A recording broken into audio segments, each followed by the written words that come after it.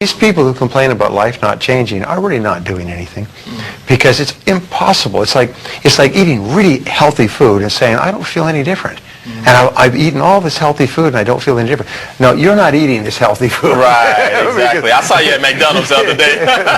That's right. So what you find is when people get into personal development, which, how old were you when you got into personal development? I was 18 years old. Yeah, when I was about 24, 25.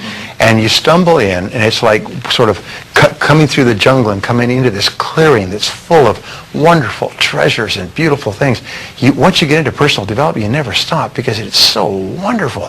And books, tapes, courses, people, articles, and the more of them you learn, you notice the more people in this area you meet, and the higher people up, and it's because you have become a different person.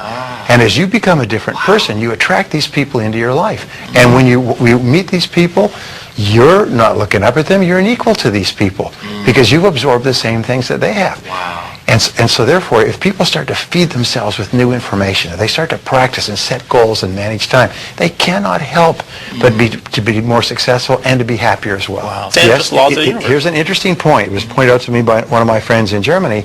He said, learning goes by plateaus. He said, first of all, we take this, we have a big jump up, then we come back down, and then we plateau. And then we have a big jump up, and we come back down, and then we plateau.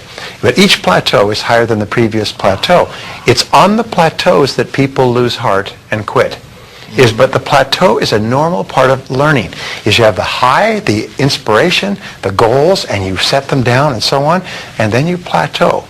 And on the plateau, you don't see any change for a while. So you have to have confidence that you are moving toward that next explosion that will come up again, and then you will come down again and plateau again. You just have to have faith that this is taking place. Like seeds are germinating under the soil.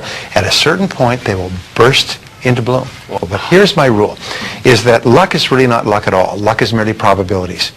And people confuse luck and chance. Going to Las Vegas and shooting craps is chance. It's a game of chance. In other words, there is no control on your part over the outcomes. However, with luck, that is probabilities, and you control the probabilities. If you set clear goals, your probabilities of being successful are greater.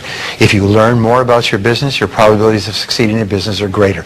If you treat people really well, their probabilities of having good relationships are greater. If you eat good foods and eat less and exercise properly, your probabilities of being really healthy and attractive physically are much greater than if you don't. It's not luck. A person says, boy, you're sure lucky.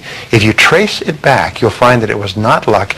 It was certain things that you did, many different things in a row that led to your great success.